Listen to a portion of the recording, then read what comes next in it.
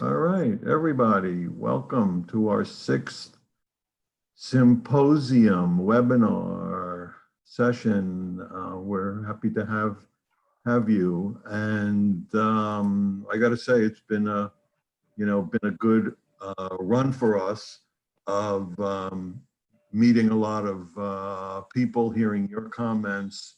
I think providing some useful information, and we're going to try to do all of that today as well.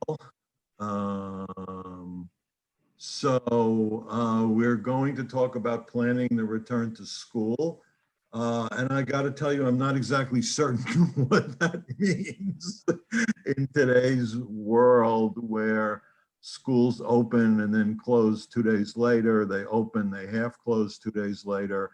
And actually, we've tried to make today's session relevant to these sort of fast changing issues that need to be dealt with. And I hope you all will talk about managing these rapidly shifting requirements. So I'm gonna roll through a few issues to kick this off, and then we're going to open it up. A number of people have already volunteered. So the challenges of working in this environment, first and foremost, scheduling. What does your calendar look like? How do you set up calendars for students? How do you manage small classes, half classes, alternating classes? The teacher to student ratios change now. And how do you manage this when basically the number of teachers, the number of students is the same, but now you're changing the constraints on section size and meeting times, bus schedules, getting students to school and home. Obviously, last year's bus schedule not going to accommodate this. The continuity between remote and classroom learning. So when COVID first hit, we all went completely online. And now we're going somewhere in between. So now you need to manage this continuity. Does your curriculum match up? Is the online learning that you want the students to do the correct thing given what you're trying to do in class? Is classroom learning supporting the remote learning or vice versa? How is the teacher viewing this? Common areas such as cafeterias would be closed. So this obviously changes the social dynamic. It changes what you're doing with students. Do they bring their lunch? Do they sit in a class? Do they sit in a gym 6 feet apart and, have lunch or snacks? All complications. Are you doing daily health checks for staff and students, temperatures or COVID testing? What kind of COVID testing? When do they get the results? What are the rules for when you don't allow someone to come in? And then if you find out they're positive, now what do you do? And enormous challenge. Unplanned closures due to positive results. So this leads to this problem, which I'm sure you've all thought of, is that a student tests positive or a staff member tests positive, and now you are supposed, if you're going by the book, you are going to quarantine them and everyone they've come in contact with for 14 days. If you quarantine your teacher for 14 days, who takes his or her classes? If you quarantine the student, do you quarantine the entire class? Do you quarantine all the classes the student's been in, all the students who have been on the bus? Anyway, I only have questions. Okay, so a hybrid model, just this, I think people have seen this. This is a cool visual of it. So assumes that you're only going to have 50% of your students on campus in your school at any given time, and you're maintaining 6 feet social distancing while they're in the school buildings, and they alternate between in-person and remote learning during the week. So you can do it a bunch of different ways, right? On Group A, Monday, Wednesday, they come to school, Tuesday, Thursday, Friday, and on the weekend, they do remote. You could do it, you could alternate the other days for a different group. And then you can have distance, distance learning only where they're all staying online. Other options, you can have the half days be in the morning. So one group comes in the morning, you have a lunch break, again, not in the cafeteria, you have the afternoon group, and you can do this shift scheduling. And so basically, group A comes in Mondays and Wednesdays, or you do down here just one day a week. Group A comes in on Monday, group B comes in on Tuesday, etc. So again, a bunch of options. The teachers get a planning day. Obviously, this requires a lot more planning on the part of teachers and I think, a lot more record keeping on the part of teachers. So course subjects are focused for in-person instruction.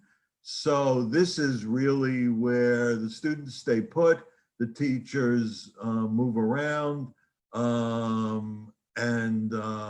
So, they sit in their class, the science teacher comes in, done, math teacher comes in, done, English language arts, done, social studies, done, student gets on the bus, glad they're home. Or option 4 is all kinds, mixing and matching this, any various different ways. And of course, there's this whole issue of pods, which, you've heard of students in a home-based setting, staying home, working with other students. Everyone's been tested, and they're working together in small groups under supervision. They can do that supervision at home. They can also do that supervised pod thing at school. So planning timelines. So distance learning, this is, sort of a, how this changes in phases. Distance learning with student supports, hybrid learning, targeted student supports, hybrid learning in a rotating schedule, and then the ultimate on this continuum, a return to in-person. So we've got return to in-person is the extreme over here, distance learning, the extreme where students never come to school, and 3 potential phases in between. Okay, Bonnie, who's incredibly well-informed, experienced, and I would say clear. I would say that's a little bit of a way of saying blunt, in a good way. Bonnie, what do you think of all this? Thanks, Dr. Rogoff. First of all, my name is Bonnie McCrae. I'm a retired school administrator. I currently work as an education consultant for Lumos Learning as well. Have been doing that for the past 5 years. I have experienced with my daughter-in-law this past spring, moved in to live with her and my son for a while, and she was a high school teacher. The kids had to have her course, and all of a sudden the schools closed. They were required to have her course in order to graduate. She was just totally stressed. She is an awesome teacher, generally works in at-risk situations, and she is in one of the very few still year-round schools here in Texas. I found that she stayed up late at night. She worked incessantly during the day. Many of her students were taking on part-time jobs because their families were in a financial bind. So it was almost impossible for her to reach the students. She was having Zoom classroom meetings at least 2 to 3 times a week, having group meetings with administrators and staff, and still trying to reach out to the kids. Some of the kids had packets, some of them worked online, some of them did the hybrid. What she found was that she was not only trying to contact the students, but she was trying to contact parents, step-parents, grandparents, aunts and uncles, anything she could. And I have to say, bless her heart, she got it done. But that was the most trying few months for her. They have already started back up online, and they have schedules now. The stress levels that they're experiencing aren't near as great, but they're still there because these teachers want to have that personal relationship with the students. They're trying to do it online because some of their football team members tested positive. So the sports had to stop practicing that. And she's a cheerleader coach as well. So she had to stop that. What they're doing is having their Zoom classroom meetings where the students sign on. And when the teacher is finished, the teacher signs off and the next teacher comes on. To me, this seems to be working a little more effectively, except that they're stressed for time because they may want to talk a few more minutes. A few more students may have extra questions about that daily assignment. So it's still causing stress. I, on the other hand, am put in a personal situation where I now live with my granddaughter and 2 great grandchildren. In the school district I live in now, it will be starting up next Monday. There'll be a meet the teacher night this Thursday night where we'll walk through like a parade to go through the building, all of course wearing masks, to pick up our Chromebooks, our Wi-Fi hotspots that they're giving to the students. And all school supplies will be furnished by the district. It will be at home for all students for the first at least 3 weeks of school.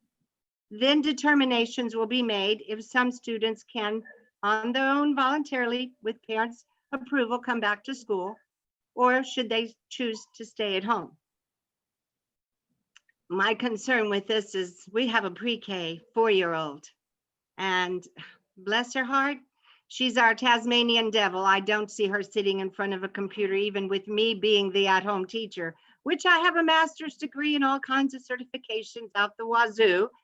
And I have to go to an online webinar to learn how to teach at home. It's really stressful for parents, though. I'm not as stressed. I can handle this, no biggie. But so many parents have to work. I know our next door neighbors here have 2 children who are the same age as my great grandbabies, and both parents work.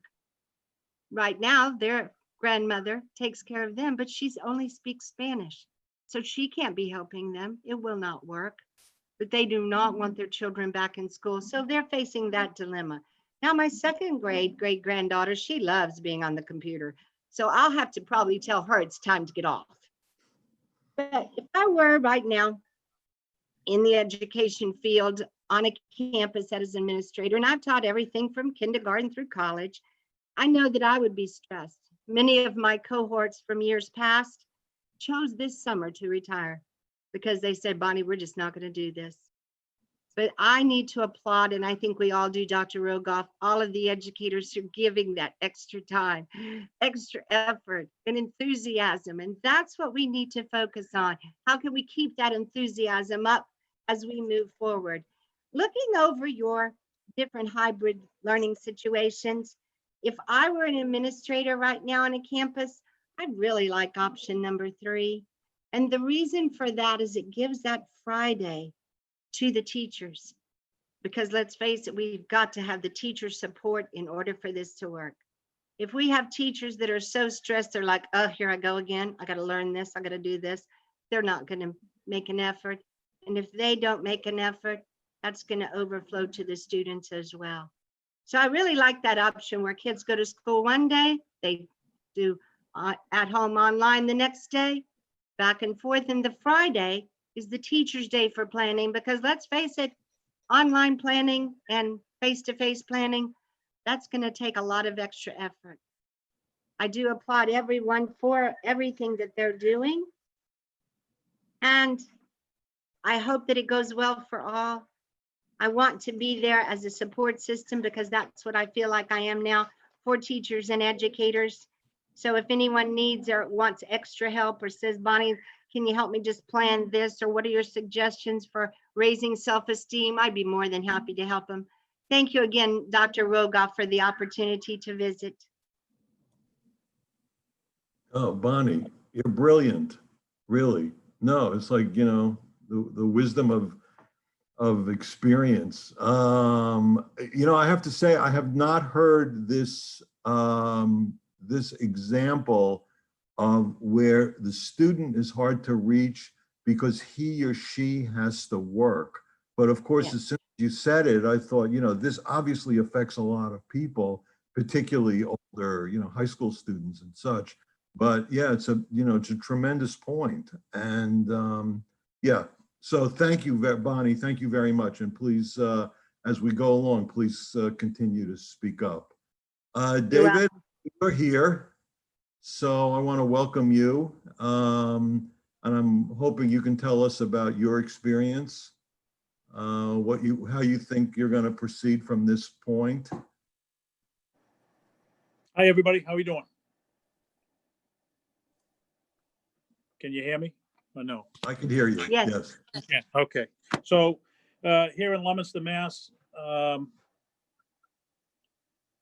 it's still day to day.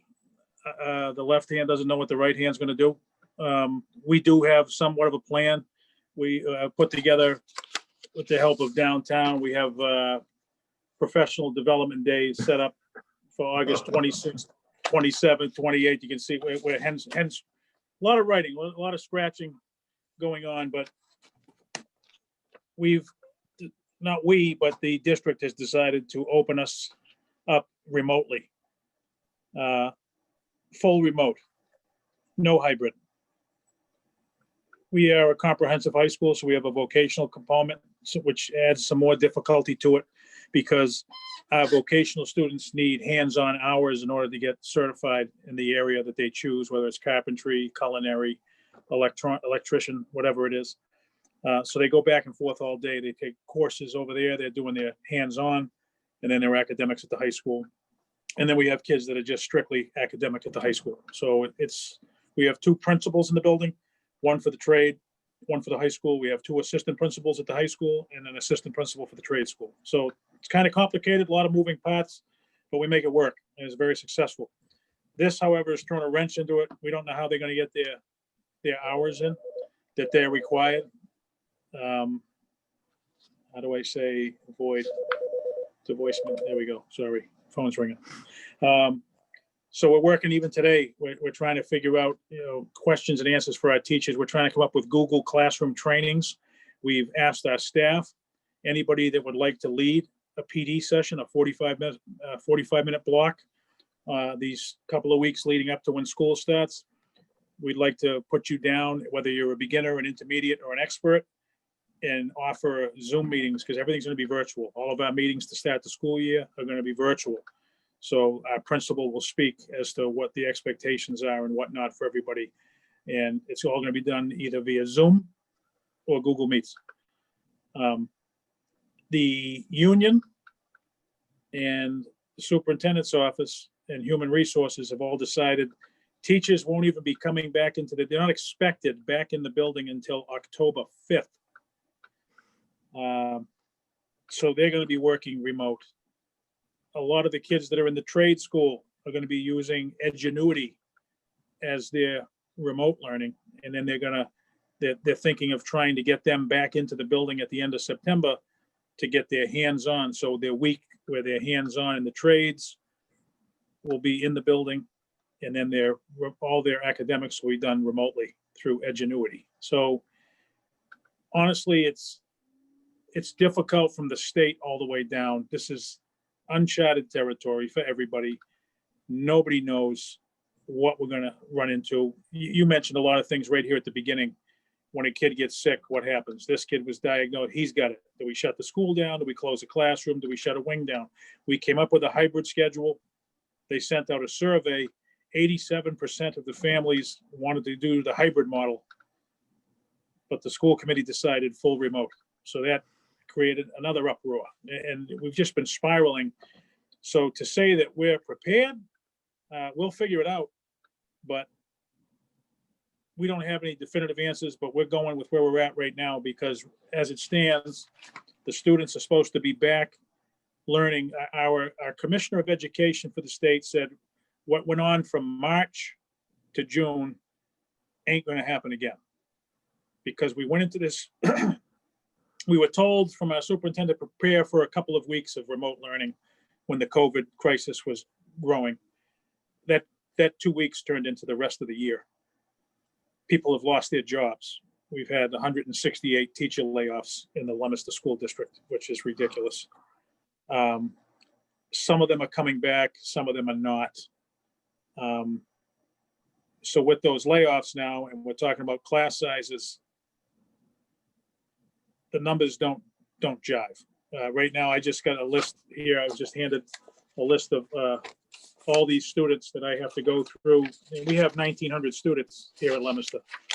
So I'm going through all the history students to make sure that they got their classes. If they have holes in their schedules, I have to fix them. We've had to change our schedule. We had a 7-period rotating schedule.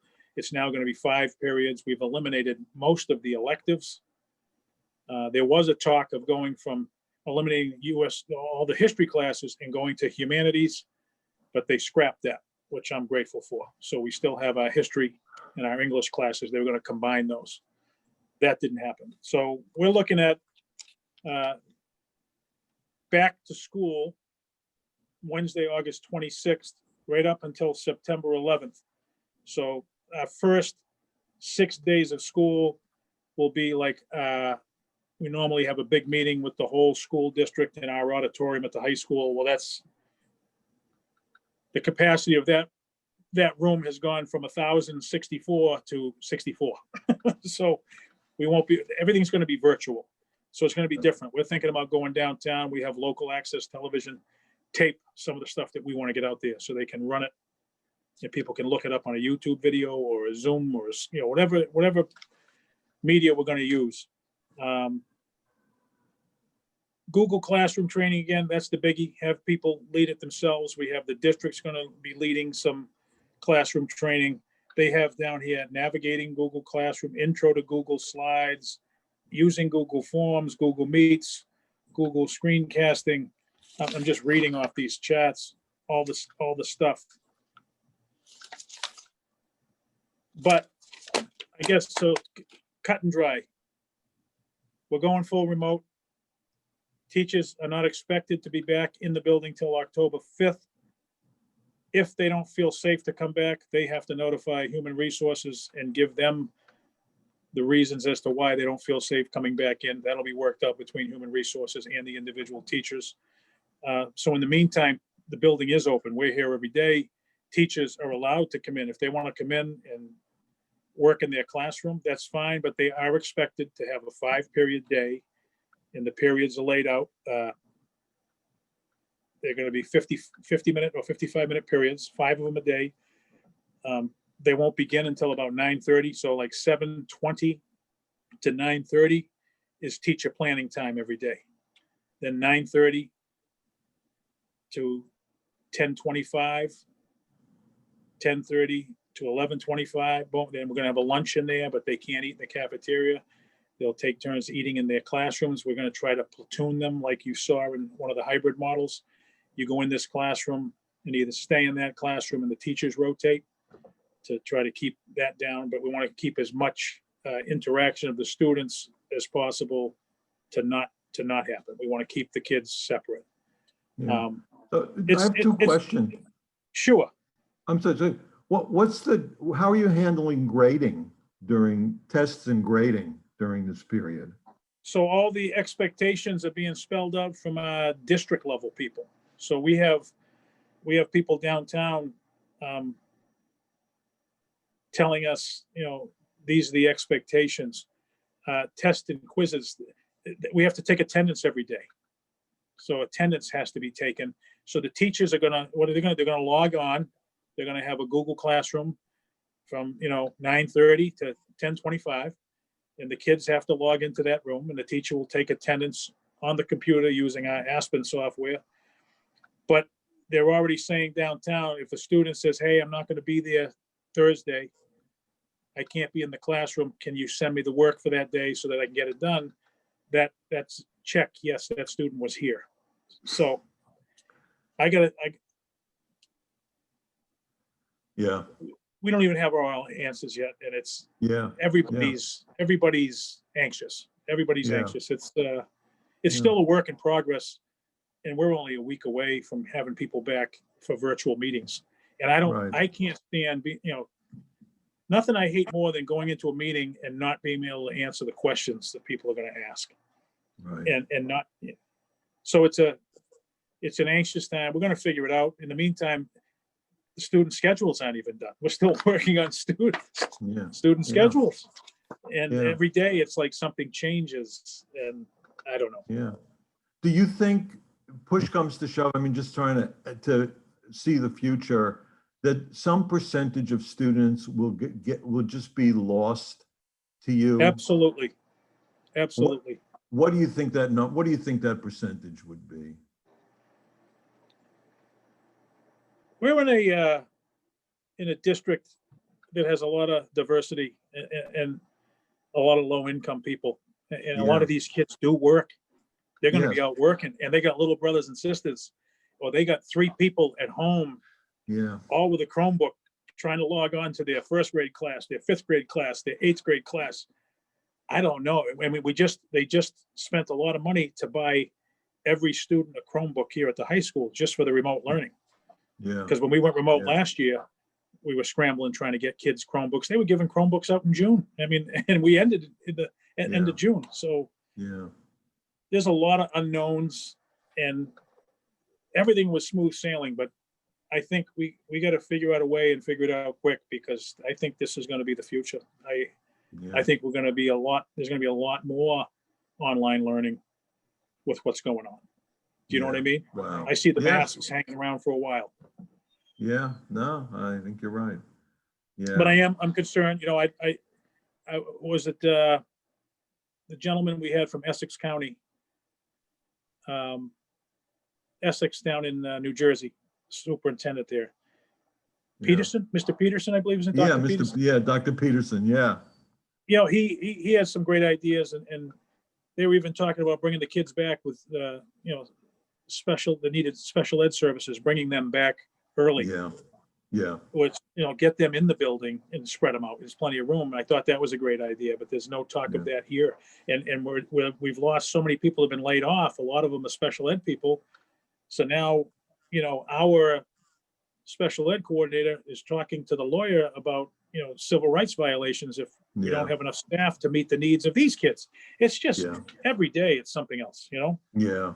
Wow. All right. Well, thank you very much. I can't say it's a, you know, it's a beautiful picture, but it's the truth. So it's nice to be able to talk to somebody about it, because, you know, you got to be careful who you talk to around here. It's nice. Yeah. Okay. Well, good. Thank you so much. Thank you. Okay. Carrie, are you on the call? I didn't see your name. Okay. And Jan, who's been with us before, are you on the call? I don't think so either. Okay. Valerie.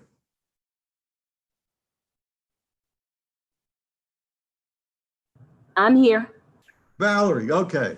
So tell us your experience. What are you coping with at the moment? How are you managing this shift to an unknown future? Well, right now, what we are doing, we are training teachers on Google Meet.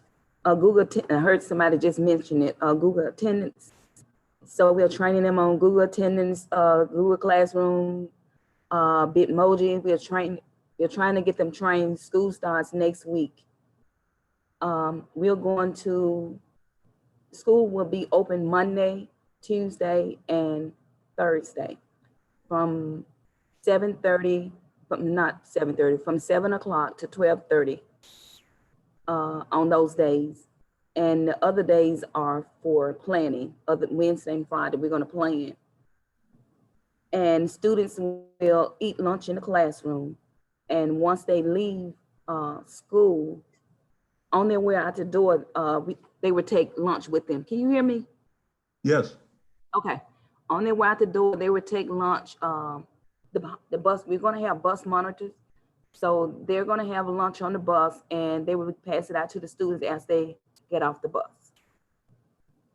So right now, that's what we have in place. And we're going to meet this afternoon at 3 o'clock, and I found out more what we are going to do on next week.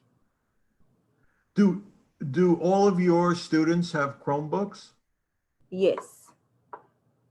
They all have Chromebooks. And were you and in the spring, you were using that system, you were using Google Classroom for No, in the spring, we were doing the package.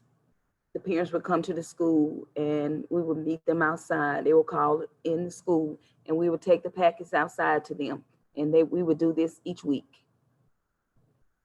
I see. And now you'll replace the paper with something on the Chromebook or not? You'll still do. We'll replace the paper with something on the Chromebook, but they're also going to be in school too on Monday, Tuesday, and Thursday. Yeah. What are your teachers saying about this system? Right now, they're not saying anything negative about it. We're just getting prepared by training them with Google Meet and Google Classroom. Yeah. I haven't heard anyone say anything negative. Yeah, and is grading an issue for you in the system, or has that been a smooth transition? Excuse me, I didn't hear what you said. Grading, how are teachers supposed to handle grading and tests during this period? Do the tests in class? And they're going to have to come and do the test in class. Yeah. Okay. But we're working on that. We haven't, I know they're going to come in and do the test in class, but I don't know how it's going to be scheduled. We haven't talked about that, but they are going to come to the school to do the test. Yeah, I think one thing that occurs to me is that, compared to David in Massachusetts, which is going entirely online for a little while, is that when students are coming to the building, some things get resolved. And obviously, attendance becomes more clear, and being able to give tests and certain kinds of assignments becomes easier. So yeah, that's definitely an advantage of hybrid over completely online. Yeah. Any other issues that you feel you're coping with at this point? No, I shared with my principal, I think it was on last week, about the Fun Friday. And we're planning on trying that. Awarding them. So. Okay. But no, we don't, Okay. we're not having All right, any issues. Valerie, thank you so much for sharing your experience with us, and best of luck as this proceeds. Okay, thank you. You're welcome. So let me go a few other, issues, and I invite everyone to comment at any point. So, here's what buses look like. This is obviously one of the major stumbling blocks going from non-socially distanced to socially distanced, is that if you're really going to socially distance, the capacity is drastically reduced, here almost 90%. If you sort of socially distance, you're at least reducing it by 50%. And this becomes, a major choke point in your ability to run classes. And just to apply that same sort of thinking to classrooms, you can see that if you are giving students 3 feet of personal space and you're giving them 6 feet of social separation, you're reducing the capacity of 1,000 square foot classroom from 31 to 12. So the idea that, I think, which you've heard a lot in the media of, oh, this cuts the classroom capacity in half, it doesn't. It cuts it by more than 2/3. And so this is a major issue to deal with. Other safety protocol issues, temperature checks for everyone entering the building. This also becomes a just in terms of the flow of people through the system becomes a choke point, slows everything up. Are you going to maintain social distancing with students online waiting to have their temperature taken? Wipe downs of commonly handled objects such as faucets and door handles. Who's doing this? Is the regular maintenance staff doing it? Have you increased the maintenance staff? Not so easy to do. Is hand sanitizer accessible to everyone? Who's gonna keep it stocked and replaced? Are there paper towels in the room to wipe down desks and bleach solution to clean things? Do you have a staggered schedule that allows this to work or that interferes with this working as students? You say, okay, we're going to go an ABA schedule. Well, can enough students get to the classroom on time to make that schedule work? Are you going to do health training for students to be aware of the symptoms of COVID or of flu, which of course we haven't talked about much, but which is also in the offing here. Have the building added signage for physical distance marking? And who's enforcing this? Is this the teacher's job? Teachers, have enough to do, and they don't like being police, and so that's a difficult question, I think. Are guidelines and information packets available? Is there printed information that students can take home, show their parents, learn what the new system is, commit to being, to honoring it and doing it? This is complicated.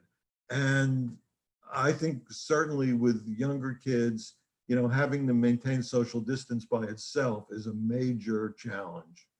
So let me back up for a second. You're dealing with a rolling series of crises, So you get these one after another. So this has been studied as an organizational phenomenon, and let me talk about it just for a few minutes. So what's a crisis? It's something that's disruptive and unexpected. So I think where we are is disruptive and unexpected, right? So this is this disruptive and unexpected event. This is COVID-19 that threatens to harm the organization or its stakeholders.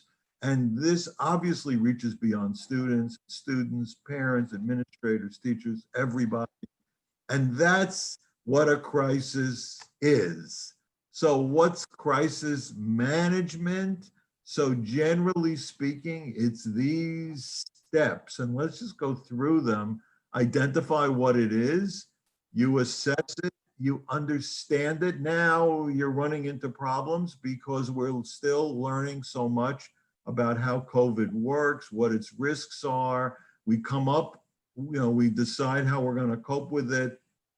Social distancing, hand washing, barriers, etc. And now we have a strategy that we apply, and this is the stage you all are at. You're in this, applying this strategy, and then you have recovery procedures afterwards. And we talked about this some with this, socio-emotional issues. When it's all said and done, you just don't go back to the beginning and start, everything's back to normal. You have to deal with what's the recovery?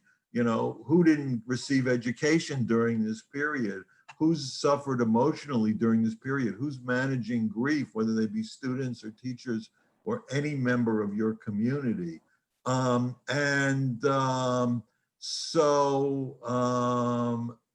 this begins to look like something we talked about in an earlier session. So if you remember, I said management is a 3-step process: setting goals, monitoring results, and giving feedback. Setting goals, monitoring results, and giving feedback. Now this begins to look like that cycle.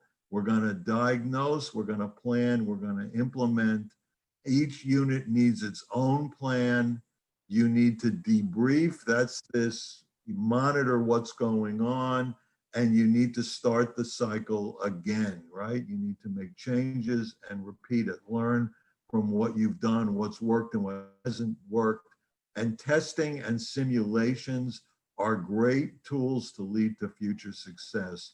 So simulations, even this, to go back a second here, even this is a simulation, right? We're drawing a bus and we're saying, let's simulate what a bus looks like if we apply this rule. Let's simulate what a bus looks like if we apply that rule. That's a simulation. And you can do this with planning tests, with managing, managing teacher training. So this is this process. Don't think of it of just coping from minute to minute, short term. See it in a bigger picture as a cycle. And it's this cycle of management applied to this specific situation where you've got these threatening issues that you have to minimize their impact. Okay, so good crisis management leaders, they build trust through candor. You got to be honest. Once you've lost people's trust, once you've lost your credibility as a leader, you've lost everything. Once you've lost their trust in you, once they don't see you as a credible person, you've lost everything. So yeah, you've got a lot of bad news to give out, right? I mean, so David talked about, well, we'd like to be able to do this, but we've had 140 layoffs. We're going to manage the best we can without it. You can't not talk about it, right? You got to admit it. And I'm sorry, David, go ahead. No, I'm agreeing with you. I'm sorry. Yeah. Okay, it's okay. You got to create a culture and a mindset that we're in this boat together, and we're trying to figure out a way to cope with this together, and that we're a team and we've got this opponent and we're managing against this opponent. And the stronger the opponent is, the stronger our bonds to each other and our willingness to help each other should be. You need to find your weak spots and protect them the best you can. You're in battle. You've got to find what are the vulnerable areas and take action to protect them. Maybe it's a certain kind of teaching experience. Maybe it's some of the athletic programs. Maybe it's students of a certain type. Maybe it's special ed students. Maybe it's students who come from certain areas, neighborhoods, or ages, whatever. What are your sort of hotspots that need to be most protected? Be decisive and prepared to take risks. You cannot make the right decision every time, and you will be blamed. So just be ready for that. You're going to do the best you can. And what you can do is learn and improve after every episode. So you can say, yeah, look, we decided we were going to use this approach to learning math, but we decided that we saw that didn't work well because the parents didn't understand that system of teaching. And so now we've moved our focus to, as you were talking about earlier, history or humanities or something else. Look, we took a chance with math. It didn't work. No problem. We're moving on to the next thing.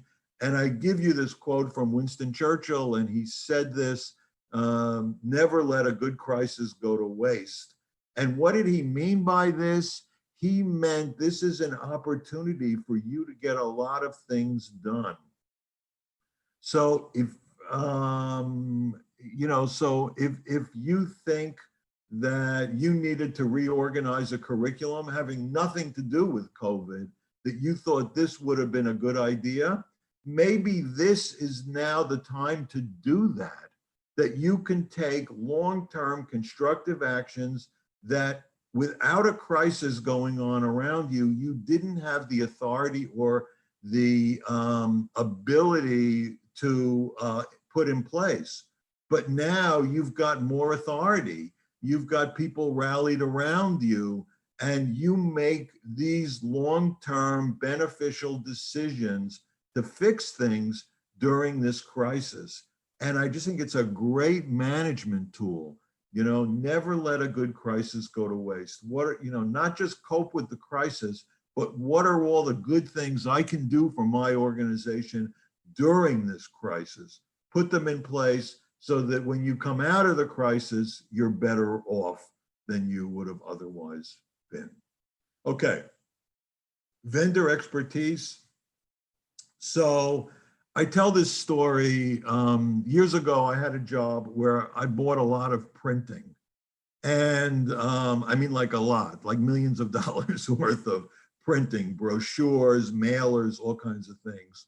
And I was shopping for printers. I'm in New York. At that time, there were big printing companies in New York. They're all gone now. They've all moved to other states or, you know, somewhere.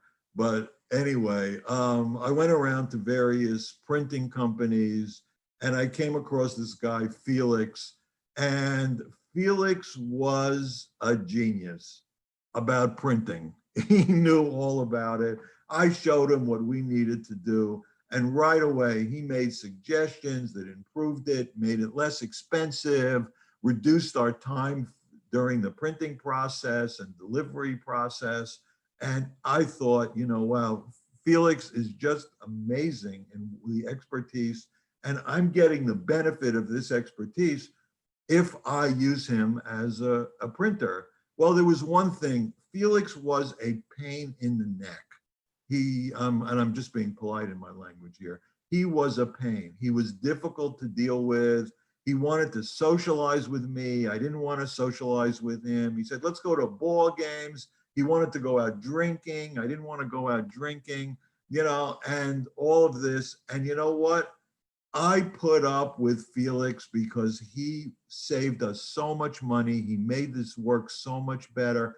And I just remember this. He was just an overwhelming example of the expertise that vendors have because they deal with multiple companies and they're specialists and they deal with this. So the bus company, the caterers who, you know, supply the food for your school, you know, obviously we talked about a lot of vendors of software and apps.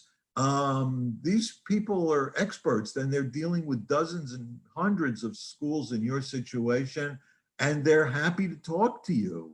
And so leverage that expertise, find it, ask them questions, get answers.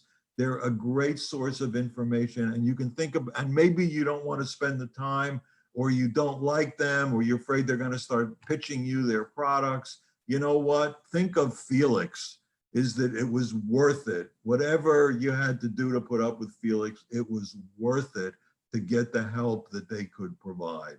So, you know, these are organizations filled with experts. So anyway, so, you know, that's I think a valuable tool that's at your disposal, costs you nothing except your time. And if you come across somebody who's a pain in the neck like Felix, oh, well, it's worth it anyway. Okay, so a couple of things here. I'm going to go back in a minute, but just to remind people, if you want to get credits, CPE credits or professional development credits for doing these webinars, we're happy to provide you with a certificate or to work directly with the organization that provides those hours that you need. Just let us know. All the videos are archived. If your certificate requires you to take a quiz or a test, we've created these and we can show you where they are. Take 10 minutes and then you're on your way to getting those CPE credits. And let me I'm going to stop sharing for a second and I'm going to open it up again. Any other comments? Crisis management? No, this has been helpful, you know, Good. good Good. points. I like that I Yeah. can still access the slides and use those because a lot of that stuff is really good to steal from and use here at the school. Good. Steal it. No, that's right. It's yours. It's yours. And PDP, so to get Yeah. the Oh, I didn't mean to PDPs, interrupt you, David. Sorry. go ahead. I just wanted to let everybody know that we at Lumos Learning we can help you to provide for you staff development, different types we can make available, and we also partner with other peoples as well. So if you need help in something like that, please reach out to us. We have all kinds of solutions, not just our online products. Of course, they're awesome as well. But one little note I wanted to say is that you would consider to the fact that different ages react differently, but then they're all children at heart anyway. And we can't change what happens at home, but we can change everything within the school environment. And I think, David, that's one of your biggest challenges right now is being able to do that online. So I wish you the best of luck, sir, and all of the educators, Valerie, you as well, and everyone attending. And again, Dr. Rogoff, thank you for letting me be a part of this group today. Thank you, Yeah, sir. no, Bonnie, you're fantastic. So Bonnie is a perfect example of one of these people who's a great expert on all these subjects, has a lot to offer, and unlike Felix, you're a pleasure to deal with. So so you get Hey, all the pluses I'm and Southern, y'all. I call everybody sweetheart, darling, sugar, and honey. Yeah, Gotta Felix have humor, people. vocabulary too. Humor. It didn't include any of those words. Yeah. That's awesome. Okay. All right. Anyone else? So to get the PDPs, we just take the quizzes. That's how you get Yes. professional development points. Okay. Yes. Yeah. If you have any issue with it, just reach out to us. But Okay. I think that's it. It depends on the organization that's giving you the credits. You know, they have different rules. So, Okay. but yeah, but you know, if it turns out to be an issue, we'll manage through it with you. Super. Okay. Well, hey, I appreciate. Okay. all your Thank help. you all very, very much. Thank you, David, for participating, Bonnie for participating. Absolutely. You know, it's you know, anyway, been great. And thank you very much. Mukunda, thank you very much for you know, for sponsoring all this to happen. All right. Stay healthy, everybody. Pleasure. You too. Thank you so much for doing this. It was very helpful.